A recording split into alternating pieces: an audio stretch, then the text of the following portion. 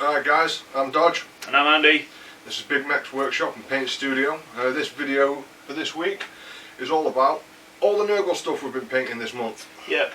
It's a bit of a roundup for the month of Nurgle, where I'm also going to tell you a bit about us.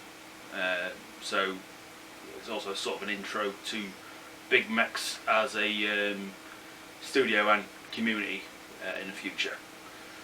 So let's have at it then, and get a good view of the toys we've been doing. Now there's a bunch of levels there between the drones going down to the cultists, what we've been working on over the last few weeks. There's also some very basic stuff, the lowest level of stuff, the get me painted level, and we didn't feel it necessary to put those on. It's just such a low level standard that it's not really worth making a video about. Yeah, no point making a video about something what you're not totally happy with. Then we've got some converted rhinos, which were a lot of fun to play with, but we just didn't get around to making a video for them. As you can imagine, this hobby takes up a lot of time, and we couldn't possibly fit all of it into 1 month. No, not at all. Right, so let's go cameras down to this area and take a look at what we've got. This is our first rhino what we converted. It's quite heavily converted, as you can see, loads of tentacles and things, and it was an absolute blast to do. Because it's a reconditioned vehicle, it was a gift. It was from the scrap box pretty much. Someone had gone at it with all sorts of tools and odds and ends, putting bullet holes in it. I got it for doing a commission with someone, for someone, and they were just like, do you want this tank? It's battered, you can use it for scenery. So Andy dug it out of the box of spare bits and basically rescued it.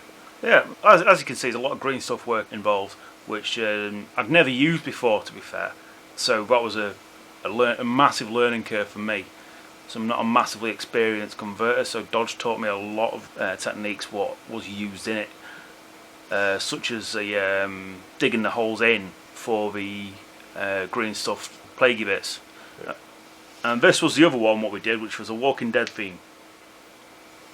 This was just a bit of it. Started off as a bit of a joke, didn't it? It was just like, let's make a Walking Dead tank, and instead of the Nurgle thing on top, we were going to put "Don't Open Dead Inside" for a Walking Dead theme, but art's art, and it progresses in its own sort of direction.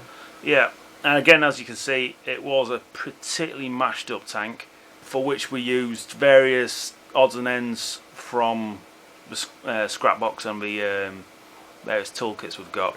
I think Tom painted this one actually. Yeah, this was one of Tom's first paint jobs. After he'd had a few weeks of learning how to work a paintbrush, so he's done a particularly good job on it, considering. It's not bad at all. It's progressing really well. The rust effects is great. That's the model mate stuff what we tend to use a lot. We've used it on almost every Nurgle thing that we've done. The mesh is just mesh from B&Q. I have no idea what it's supposed to be used for, but when you're in this hobby and you go B&Q, you spend ages walking around going, I can make stuff out of that. Yep. Let's grab some of that and turn it into something. But, you know, as rescued models, they're looking pretty good. They're decent enough to carry some guys around the battlefield. Yeah, the next one up is the plague bearers we've been working on. The plague bearer called Colin. Yeah, this is Colin and his mates. The one on the right, if you haven't seen the plague bearer tutorial, is Colin. Sort of stuck that name. And Dodge was just screwing around with different colour schemes for the riders on his plague drones. The one on the left I was really enjoying doing. It was supposed to just be a colour test, and it just progressed from there. I just couldn't help myself. I went from just doing a quick paint scheme to starting to go to some really elaborate details, including all the lines on the intestines. Ended up spending like 4 hours on him or something, when it should have been like a 10-minute job. Yeah, we had to literally drag him away from painting that model. He was enjoying it so much. It's like, come on Dodge, we need some actual paint work here. We had to sort of rush that video. We ended up getting Colin done within 2 days. I think it came out pretty nice though, all in all. The one in the middle was just another colour test. He's just there to show that, you know, you can do your plague bearers in all sorts of colours. And GW say, do them these colours on the back of the box. You don't have to. You can do whatever you want. And just seeing them three together, it just goes to show that you can have multiple different colours in the unit as well, and so long as you have a unifying feature, then the model will look, the unit will look good anyway. You can even use the same palette and just flip the order of those paints around to get different effects. Unifying them. It's simple as just putting the same bases on. Yeah. That'll work as well as anything. Again, the Plague Bearers have been hit with model mates for the swords, as you'll see on the tutorial vid, because that stuff we just love. Yeah. So this is a Cultist side painted as a quick and easy paint job. They're nothing spectacular. It took a lot longer than I expected though, but they're what we would class as level 1. The Cultist models are interesting, but I just didn't enjoy painting them. I didn't get a gel with them, I think. But you know, for the amount of time spent on doing the unit, they look okay.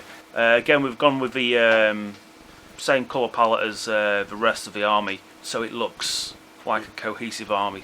Unified. Yeah, that unified thing. As you can tell, we've not been based yet, which is a common theme throughout our Nurgle stuff. Because we make our own bases, so yeah, we've got to get them all built and painted.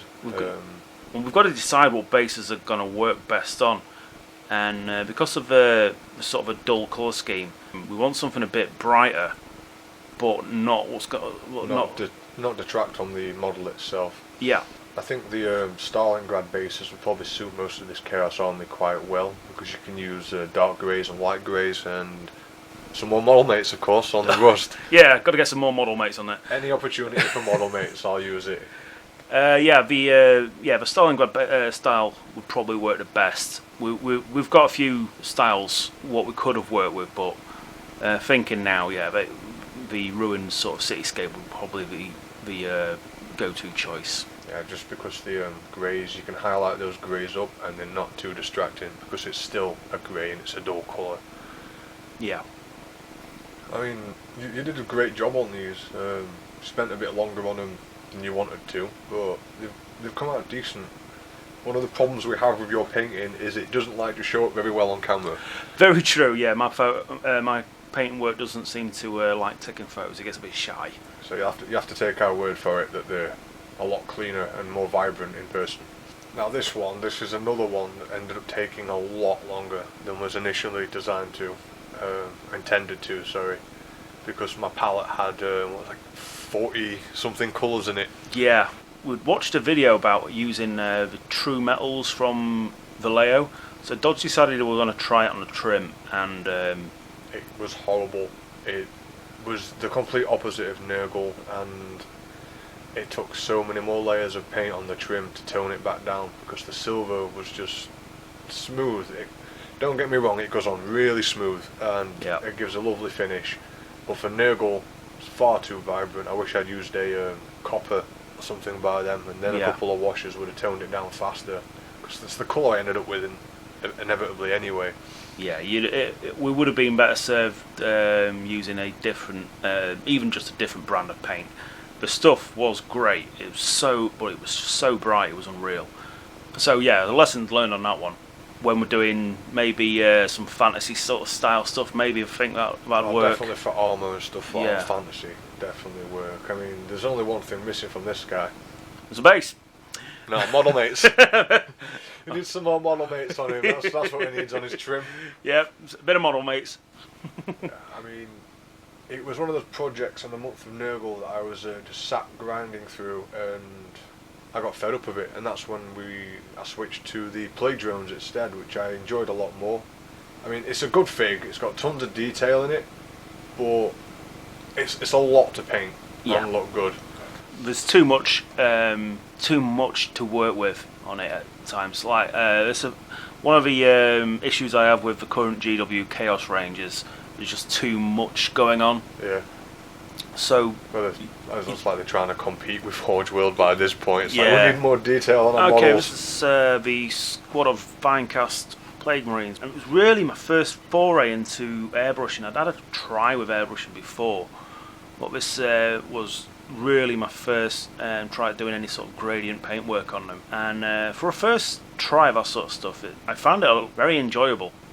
A lot of faffing around with the airbrush and the compressor, loads and loads of colours, all going on such thin layers. It's a huge learning curve, the airbrush. There's so much into it, you know, the distance you've got it at, the amount of pressure you're putting on the trigger, the pressure from the compressor, the thinness of your paint.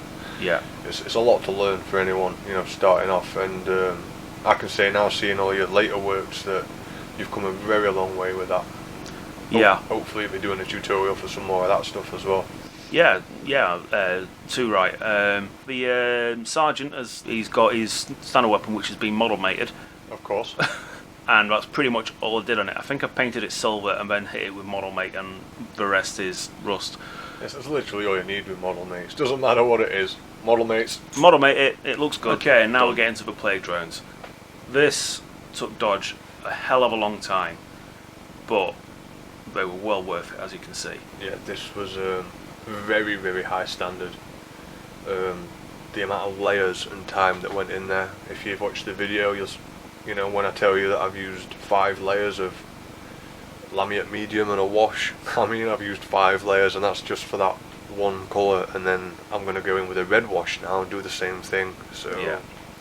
We can't do them justice in this video because we've got to keep all the segments short. So if you haven't seen the video, go and check it out. There's a lot of work gone into them, and you'll probably pick up a couple of tricks as you're listening to it. But yeah, the plague drones just look stunning in a Nurgle sort of way. Yeah, I mean, the paint scheme we're going to use for the riders is the one we've used for Colin, and that'll be them complete, except for the bases, which you can see, which we're going to get cast at some point. At some point. At some point, we'll get around to it. Yeah, we'll get around to doing bases for them. Honest. Yeah. And it's the only reason the bases aren't painted. It's because they need sealing and casting. So that's the reason for the luminous green, because it's a green ink with a gloss varnish, so I can see where it's gone. That also takes a lot of time building those bases. Yeah. It's not fun working with slate. To make slate look good on those bases took a long time. It did about, yeah. It's easy to smash a slate tile and then throw stuff on, but that's what it looks like. Chipping away those edges. Making it look like some kind of lava or sort of gooey, toxic flowing around stones, and that takes a lot of work. Yeah. I think this is one of the only models in this collection that doesn't have model mates on it yet. I think you're probably right. We've been sort of a living creature. I'm going to squeeze some on there when we've got the riders on. Yeah, I'm down with that.